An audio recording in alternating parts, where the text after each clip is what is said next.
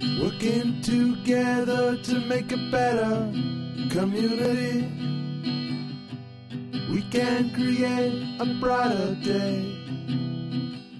Welcome to Community Conversations. I'm your host, Steve Mantis.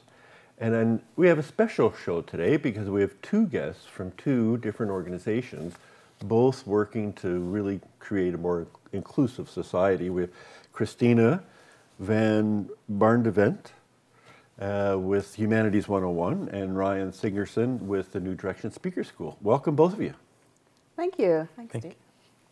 Hey, Christine, let me start with you a little bit. So you're a prof at Lakehead University, but give us some background information. Are you a longtime resident of Thunder Bay, or tell us a little bit about yourself? Thanks, Steve. I was born in Montreal, Quebec. My parents were immigrants to Canada. My father immigrated from Holland and my mother from Greece. So I'm first generation Canadian, and like many immigrants, they came to Canada with relatively little, but worked very hard and always advocated for their children to go to university and be educated, even though they did not go to university themselves. It was important growing up, and so they provided opportunities to us to go to school. And I took advantage of those opportunities and was lucky enough to get a PhD and become a professor at Lakehead University. When I first started and really realized how lucky I was to have the opportunities that I had, I wanted to start to try and create opportunities for other people from inside the university, and that's how Humanities 101 got started. Amazing. And so what's your professional designation? What school of learning are you in at the university? My title is Associate Professor in the Faculty of Education, and my area of expertise is educational measurement and evaluation, which doesn't actually have a lot to do with the Humanities 101 program. But that's a little bit about my own background. I would say it was much more personal background that fueled the idea behind Humanities 101 and its development. Well, let's talk a little bit about Humanities 101. When did it start, and why did you start it? What's going on there? Yeah, when in my first year, I had heard about similar programs at other universities. I actually read it in a Reader's Digest article, oh my of all gosh. places. At UBC, they had one, and it sounded great, and it was something that really resonated for me personally. So I approached my Dean of Education at the time and proposed that maybe we could try this out on a pilot basis. That was in 2004, so we've been doing this for 15 years every fall, and the mission of the program is to try and remove barriers, mostly financial, so that people who love learning can get experience in higher education. Great, and so you do one program every fall. Every fall? Yes, for a semester. It's 15 weeks. Based on the initial success of our program, actually a second program started at our other campus, not in Thunder Bay, but in Orillia, Ontario. So they also run a Humanities 101 program now in the winter months. Ours in Thunder Bay is in the fall, starting at the end of August and culminating in a graduation in December. Great. And Ryan, so you're the facilitator with the New Direction Speaker School. Mm-hmm. Give us a little bit about your own kind of history, and are you a Thunder Bay boy? Did you grow up here? I am not, actually. I was born and raised in Fort Frances, Ontario, primarily by my grandparents. My mother passed very early on, and I only actually got to meet my father a few years ago, so that was kind of neat. Oh my gosh. I came to Thunder Bay for university, and I really just never left. I fell in love with this community, and I've remained here since. Great. So what did you study at the university? I went to university for psychology initially, and I kind of lost my way a little bit. I wasn't sure what I wanted to do. So I ended up going back to the college. I completed the social service worker program. And I went back to the university for a little bit more, but at that point I actually found my first position in the career world. So you're the facilitator with the New Direction Speaker School. Tell us a little bit about that program. So Speaker School is a 14-week program that works with individuals from all backgrounds to work on their public speaking skills, to focus on leadership, advocacy, and really elevate their voices to make sure that the people who are at risk of going unheard have a chance to be heard. and learn how to convey their message. And so you say 14 weeks. What's involved in those 14 weeks? There's a whole lot of things that are involved. We talk not only about public speaking skills and advocacy, but also I focus on some personal development. We look at emotional intelligence, we look at boundaries, and things that do really impact a person when they're looking at becoming a community leader in any way, shape, or form. And what are the frequency of the meetings during those 14 weeks? The meetings happen on a weekly basis, although I'm personally available to help people as they need it throughout the week. Some people come to me for advice on how to work on their speeches. We do work on a speech that is at the graduation of the 14th week. Or if they just need support in anything else, I'm there for them. And we run it twice a year, once in the fall, once in the winter. And so, if I recall, you just had a new graduating class recently. We did. Our 14th week was at City Hall just last week. We had a total of 6 people talk, although we had 14 people in the program in total. It was an amazing night. We had some local politicians in attendance. We had some heads of nonprofit, and our students delivered some amazing speeches. One in particular was talking about depression and addiction. One talked about politics, which was quite powerful, and another even just talked about her personal journey throughout her life and how she came to speaker school and what it really meant to her. So you also had a recent graduation you mentioned in December, Christina. Tell me a little bit about that. We did. So at the end of the Humanities 101 program, everyone who participated in the program, including not only the students, but the people who recommend the students to our program, which are social service agencies throughout the city, volunteer professors who lecture in the program, upper administration at the university, all get together to celebrate the accomplishments of the students. There were valedictorians and a beautiful meal and some also similar beautiful speeches. I mean, the words of the students are really the most powerful contribution to the evening, and it is a real highlight to celebrate and hear what the program means to them. So I know there's some interaction between the two programs. Tell me how that works. Well, our two programs work together beautifully because they work in very similar veins. So first and foremost, we refer people to one another. I have many graduates who go on to decide they'd like to go on to Humanities 101, and Humanities 101 provides us with many fine students as well. So in a way, there's a bit of a journey here that participants may take advantage of the different programs. Absolutely. I go to speaker school at Ryan's invitation, and he comes to Humanities 101 to speak about his program. So in many ways we share some common goals in that we're trying to support people in the community who love learning and want to try something new and explore a new opportunity. And we work together within a network of people, and it's been a great partnership for almost the beginning, from the 15 years. When Humanities 101 started, we reached out to the community to find out, first of all, if this was something that would be of interest, and also what barriers there might be to participating so that we could work to remove those. And that's very similar to Ryan's program as well. And so the Indigenous Friendship Center was one of those organizations that helped inform and design our program. So it's been a good relationship. Absolutely. So we need to take a short break. Please stay with us, and we're going to be right back, and we're going to find out a little bit more about both the New Direction Speaker School and Humanities 101 at Lakehead University. Working together to make a better community, we can create a brighter day. Working together to make a better community, we can create a brighter day. Welcome back to Community Conversations. I'm your host, Steve Mantis, and my guests today are Ryan Sigurdson from the New Direction Speaker School and Christina van Barneveld from Humanities 101 at Lakehead University. So in the last segment, we were talking about, in a way, removing barriers for participants to be able to participate more broadly in society. Tell me a little bit about more about that. What kind of barriers are we talking about, and what kind of participation are we looking for from the participants in the programs? For Humanities 101, we did a needs assessment to find out what barriers might exist for some of the students.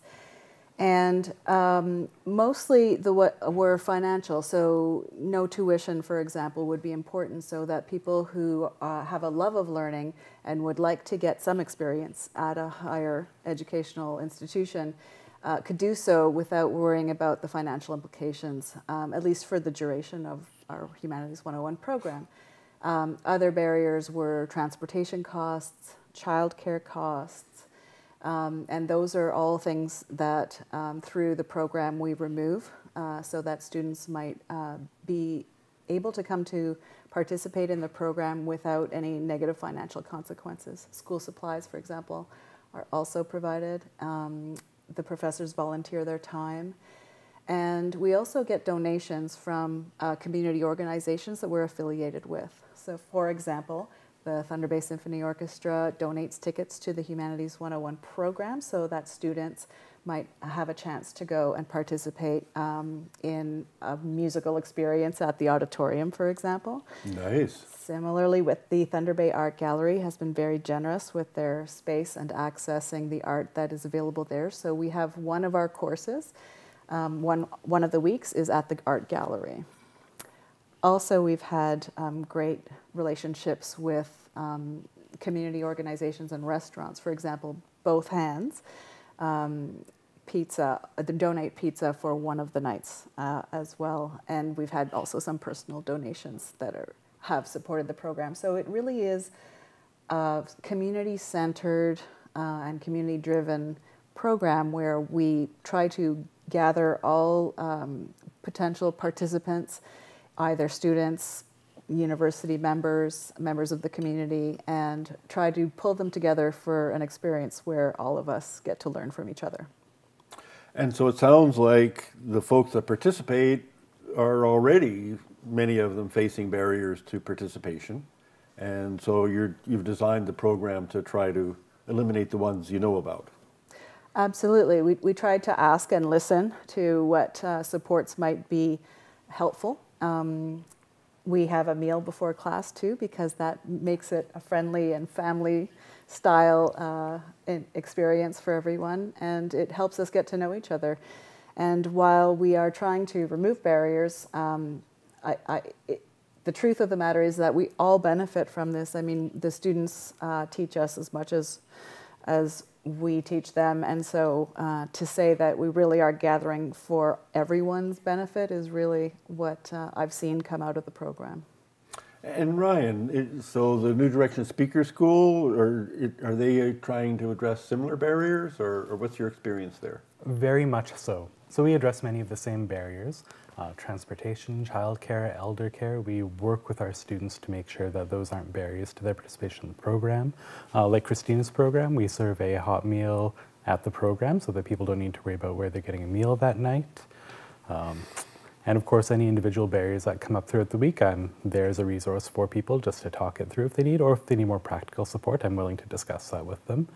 Many of our students are coming from backgrounds where they are facing social barriers, whether it's addiction, mental health, poverty, and a whole array of things. But we want to make sure that their voices are elevated, and also that for at least one night a week that they know that all of those needs are well taken care of. Now, I've been to a few of the graduations with the Speaker School and see that some people maybe weren't successful in mainstream education. Is that a common aspect of the program or participants? Absolutely, absolutely. I knew this beforehand, but if there's one thing that graduation makes clear is that just because somebody wasn't necessarily successful with mainstream education doesn't mean that they don't have a lot to share with the world. When people share their lived experience, the stories, their own truths, it is quite powerful, especially when they've had an opportunity to hone that story and work with that group so that they feel comfortable bringing that to a more public setting. That's also really a wonderful opportunity for myself to partner with Christina when they can actually access more mainstream education, check out the university and see what that's like, and maybe then get that foothold where they might have more confidence to do more if they so choose. So in a way, I'm hearing from both of the programs, there is,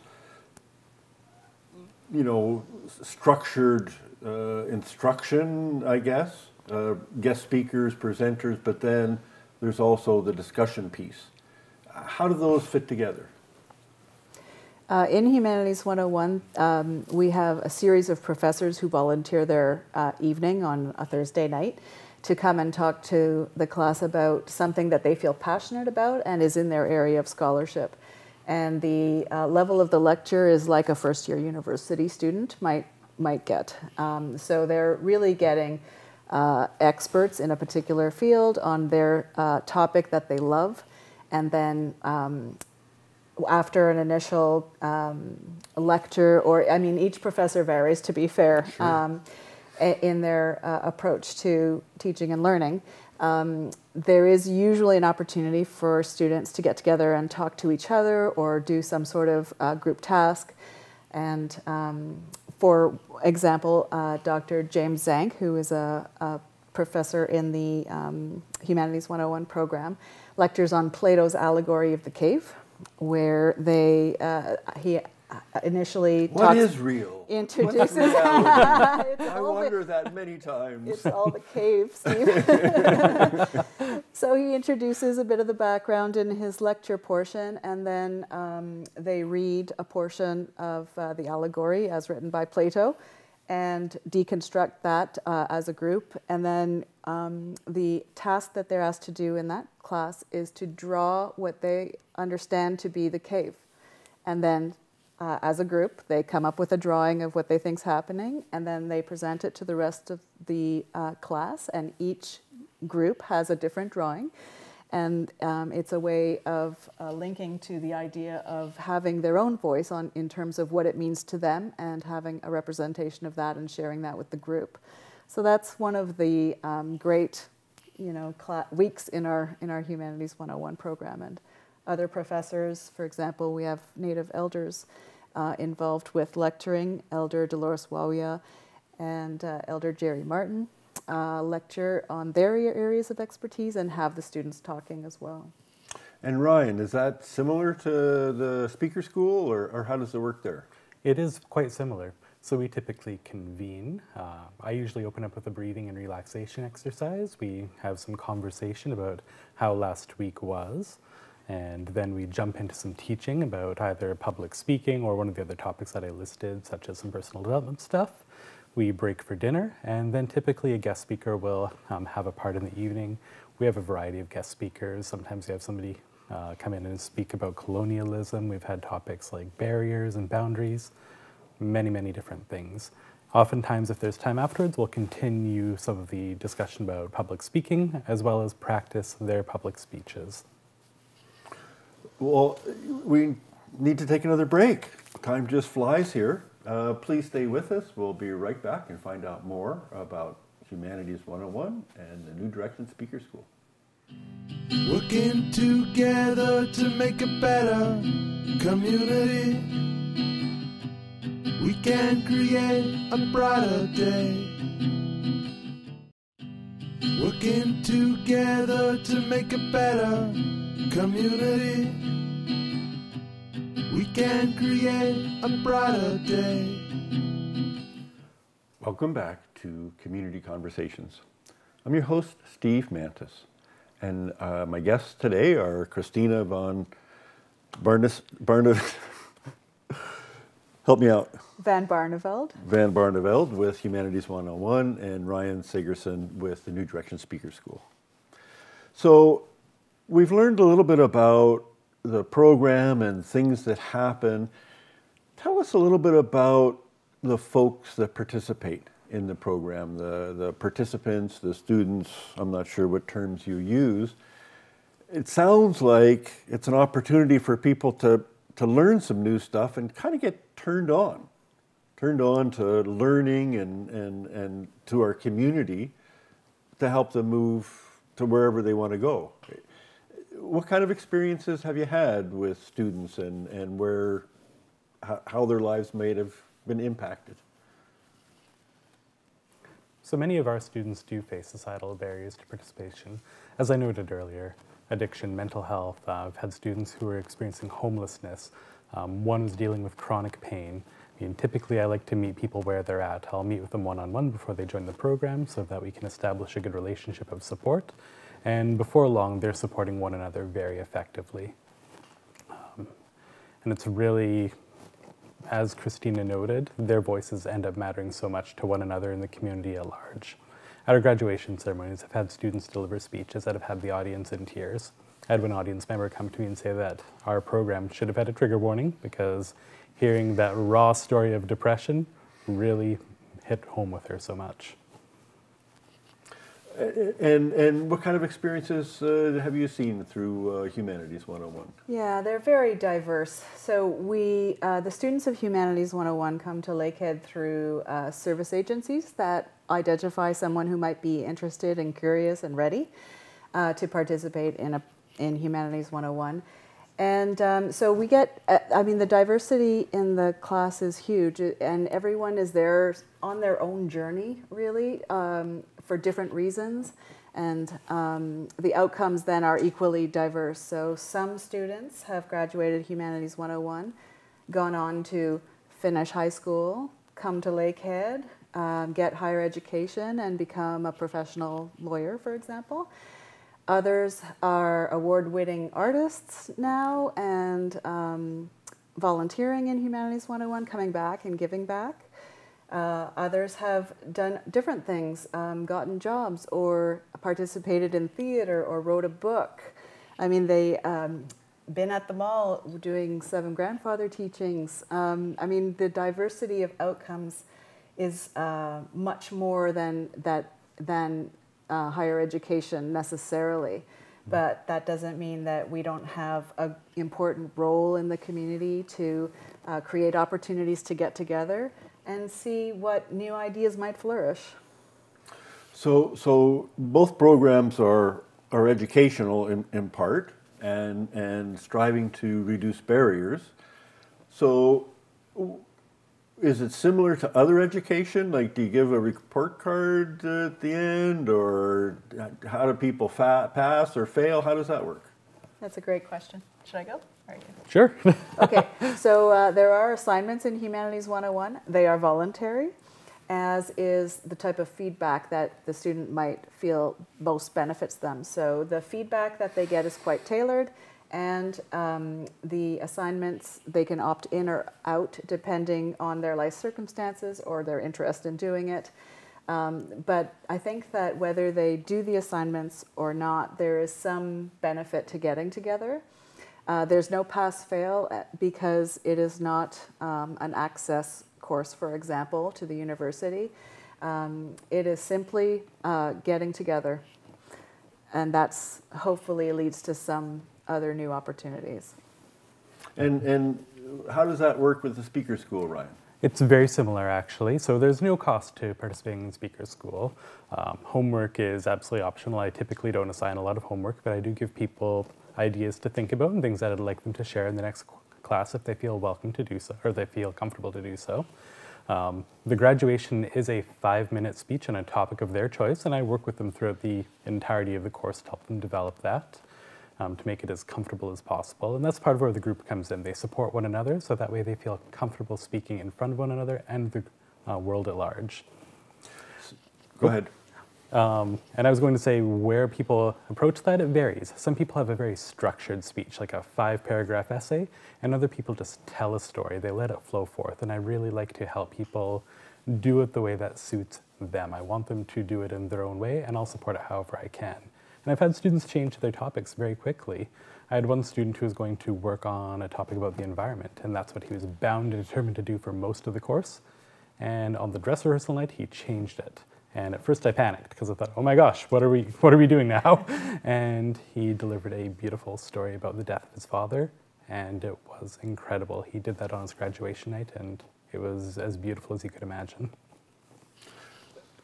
So Ryan, you mentioned that there is no cost to the participants to attend. How can you afford to do the program? Where does the funding come from? So we have a number of partners and sponsors who do work with us. To name a few, the City of Thunder Bay, the Thunder Bay Indigenous Friendship Center, the United Way, Quite a few, and they're very generous. We appreciate their support so much. And similarly at the university, so is there a fee at all to Humanities 101? No, it is absolutely free. And it is mostly funded from the university itself with supplemental funding, like Ryan, from community agencies and groups and businesses that make contributions to the Humanities 101 program so that students have even more access to privileged places and opportunities to explore new ideas. So if any of our viewers are interested in participating in Humanities 101, what do they do? How do they get in touch? How do they find out more? If there's someone who would like to participate, they need to get in touch with one of the social service agencies with which we are affiliated. So there's no admissions outside of a recommendation. There has to be someone who is willing to recommend you, and if they recommend you, then you're in. There's no sort of other admissions process. The list of agencies is available on our website, and I think that that could be made available, hopefully, on the show, so that you could go and see what agencies are recommending students to our program, including Speaker School. Speaker School. And Ryan, so if people are interested in participating in the New Direction Speaker School, how do they find out more? What can they do? So people can self-refer to Speaker School, or if they have any friends or family members who've gone through, that's how many people discover us. Going to our website is one of the easiest ways. It has all of our contact information, such as our email address or a phone number that we can be reached at. Or if you're on social media, we also do have a Facebook page that people can like, follow, and let me know if they would like to participate. We have a session coming up in February, and I would love to see a nice full class. We're out of time today. Thank you both, Christina and Ryan, for joining me today. And thanks to our viewers. We always look for suggestions and ideas from you. Check us out on Facebook. It's called Community Conversations. Stay safe and see you next week. Working together to make a better community. We can create a brighter day.